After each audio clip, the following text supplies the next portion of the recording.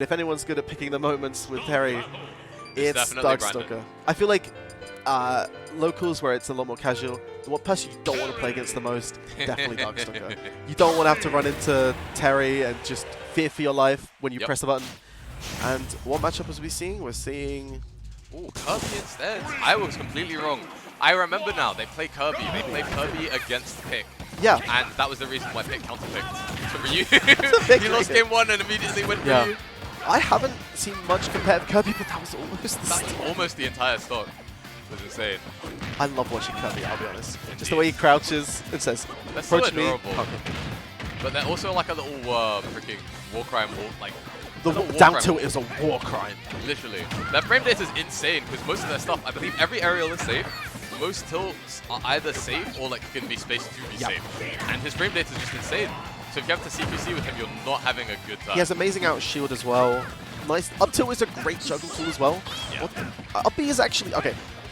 It's definitely like a, if you're doing the game, mash up B. Yeah. But it's surprisingly annoying to deal with. And that jump back is going to get caught. You can't get caught being lazy. Can't be hanging on the ledge like that. Still. But without like Kirby, as any stray hit around 100 will probably kill him. Absolutely. Terry's skill power just completely adds to that. It's insane. I will say one thing, Darkstalker probably has not played this matchup in any capacity. To some extent. He has a little bit of experience because he played against Night Pixel at Regen. Oh, of course. Do you know what the winner of that was? I believe Night Pixel won a close game 5, game 4. Because he went on to play Kari afterwards, so I remember that. See, that'll be just beat power dunk. That's insane. It's surprisingly strong. Obviously, if you just shield, you beat it, but it catches a lot. And the thing is with Power Dunk as well, Brandon loves auto-cancel Power Dunk as a ledge trap, but the problem with it is it's inversely disjointed. Yeah. Ooh, not quite gonna take it. I thought that would kill, to be honest. So, I think what's kind of funny, I think Buster Wolf gets just crouched under. Yeah. I wouldn't be surprised. But still, not quite going to find the punish on the go move, and that is going to send Kirby straight to the moon. That's so stupid. It's quite the option, but ooh, not quite going to get the armor on it. But still, also counter Power Dunk is going to let him find some form of a way back. Ooh! Is that neutral gap jump, or was that just ledge jump? Yeah. Well, one thing I'm loving to see as well is the use of F-tilt from Venom. Definitely using it as like a spacing tool, especially... Oh. That was a crack ahead of. That was definitely visible. I think he tried to do like drop down up B, but then got down B. And you definitely don't want to do that. I was in shock. Yeah. He's not getting punished for these up Bs. Like, it's surprising. I keep on saying this, but... Well, as we say that, Brandon decides to take a little bit of mid-set coaching. Starts shielding against it. And that would have been death if Brandon was able to react to it, you know. He still is going to get that ledge invincibility back, and it's going to help him find it back. Good spacing. It's so important against Brandon, because you don't want to get hit by these preemptive invincible up Bs. One thing I love about watching Kirby as well is to be good, you have to space and move on the ground pretty well, and then use tilts really well. So also cancel Power Dunk? Going to fly out of it though. But I love watching them move on the ground. It's so precise with their tilts and stuff a lot of the times. It's just nice to watch. But unfortunately, he's at the time where he gets breathed on and dies, so he has to kill Darkstalker here. Good jump, and this could be a precarious situation for Brandon. That's scary! Oh, that's going to be... Ooh, no! Not quite. Hard reads for auto-cancel. Hard reads done! Oh, we're seeing a lot of spaghetti. It's the last hit. Anyone could take it, and this first game is so important. That's it. Air Smash is going to take it. Nice game 1 to Venom. This is scary. Do you think we see a switch from Darkstalker, or is he confident? I feel like he'll stay Terry. Yeah, I feel like he'll stay Terry. But it's tough, because I mentioned that Ken is one of the few Ken Ryu are one of the few characters that can like out-scrap Terry. While Kirby, I don't know if they necessarily out-scrap. They're definitely up there in that category for could be. Because their frame data is insane, and they have no lag on like most things. You don't want to actually be close to a Kirby. Yeah. One of the most annoying things, especially because I play Palu, that matchup is so annoying. I think, like, for most characters, it's annoying. You have to get close, and then he has all these buttons, which just mess you up. On top of that, he's so hard to hit because if he crouches, you have to have really, really low hitting moves. Like, just approach with shield forward air, and it's really good against Terry. And he's crouching under these up tilts as well, which makes it hard because, I mean, Terry has down tilt, so it's fine. But you have to pick your hitboxes, otherwise you just get hurt for it. But you can see a bit of matchup and experience coming in here. You never ever want to shield against that because he's just plus. He's like up to +5 on shields. But still, making the most of these openings. He's beautiful. Up tilt's beautiful. I love watching it, but he gets jab, charge up B is so strong on platforms. It's insane. I don't know what percent it was at, but it was I way think it too was early. 80. And like, the thing is, you never want to be caught pressing too many buttons on Brandon. You don't. Because either he up Bs or he'll jab into up B. And both of those kind of lead to death. Speaking of death, no. Brandon immediately making the most of every advantage there. Catching that kill at what I believe was 50 before the hit, and I think 70 after. It's insane. But the thing is, when you catch people with Terry side B, like right there, it's so strong, and Kirby's so light, so he's just gonna explode from it. That power dunk is gonna take it 77% on deck.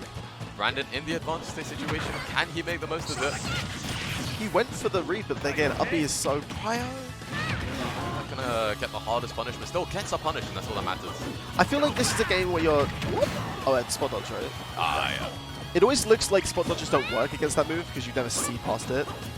But it does when you can. It's just about timing it well. God, it's so scary to spot dodge that though. Yeah.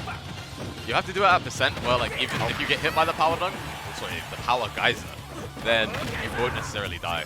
Because if you do it in, like, death situations, it's so scary. The risk reward is, like, might not be in your favor. If not, it's skewed evenly. Yeah. Covers.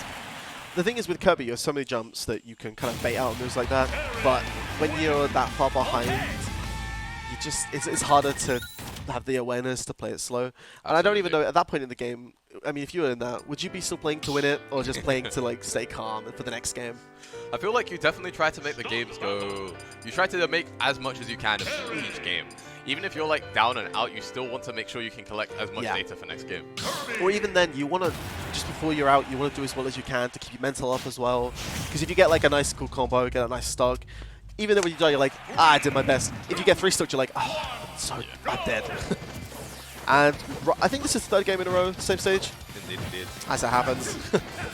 I think the last set was all PS2 as well, so we're seeing 6 games in a row with PS2. I feel like, especially the way that we need to see Venom is a lot more... They were catching a lot more stuff, but now they're getting hit. I don't know if it's really adaptation from Darkstalker or if it's just not being able to hit the same conversions. Possibly. I think it's a bit of adaptation from Darkstalker. He's kind of like taking his time a little bit more. You saw him zoning at the start with Power Wave to force them to jump, and as soon as they jump, Crack Shoe covers that entire airspace. It's like a stay on the ground. It's like, it forces you to stay on the ground. And because Kirby has so many jumps, most characters with multiple jumps are very slow in the air, which means that, especially for Terry, you have really good anti-airs in weird, like up B actually catches like jump away sometimes because he's just doesn't have much air direct. Indeed. And this is terrifying. Terry with go. Indeed, but that is going to be a punish.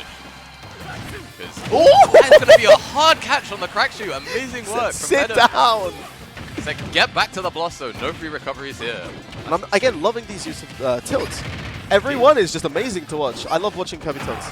And, well, the F tilt gets punished by us. Yeah, Venom's trying to outrage him, but then Brandon realizes, wait, I can kick further than you, and just send him straight to hell. And this is where you need to play controlling from Venom. If you let Darkstalker get a few hits in, all of a sudden it's a scary game. Absolutely. Even though Brandon's at 110, right? In my mind, if I was playing this, it's an even game. Because if he gets one ghost ring, then it's quite literally even. But you see a bit of adaptation from Darkstalker. The jump air dodge, very well timed. He's also ready for it this time. You don't usually expect Kirby to just say, like, I'm killing you right now with down B. Air dodging out of it, and that back air is going to catch here. Venom's looking on the back foot. Really good position here. You got to say, I don't think Venom's that. He's playing really solid even this far up as well. He's getting this nice string. Oh my goodness, 50 on deck minimum. But, ooh, not quite going to find it. I think the tough thing as well is Kirby, even though they're like ground, it's so hard to hit them. And he's falling out his combos too. Yeah, frame 2 air dodge, and his hurt box is tiny while he's getting hit. Yep, it's insane. So as a result, even when you hit Kirby, they can just fall out of stuff so easily. And Darkstalker needs to probably get something. It's scary because if you get him to 100 and don't kill him, all of a sudden it's 2 combos and you lose. And he's playing like center under the platforms, so it's harder for Kirby to jump in. But I mean, Venom's just running at him and F-tilling. Quite literally. But the thing is, I think Brandon's slightly shifting his game plan. You're seeing a lot more of these F tilts in an attempt to wall out Kirby. He realizes, as you can see here, he can't scrap with Kirby the way he usually does against every other character. And so he has to take his time, otherwise he gets so much damage. Oh, nearly catching it with the F smash. I've got to say, one thing you can see is Darkstalker's experience in these kind of situations, and that's the Not quite. 96 though. But it's even now. His percent has doubled in one interaction. Oh my god. I gotta find the pistol. This is such a scary situation. And that's that is going to take it. A great game from Venom, but he just couldn't close it out. That character is toxic.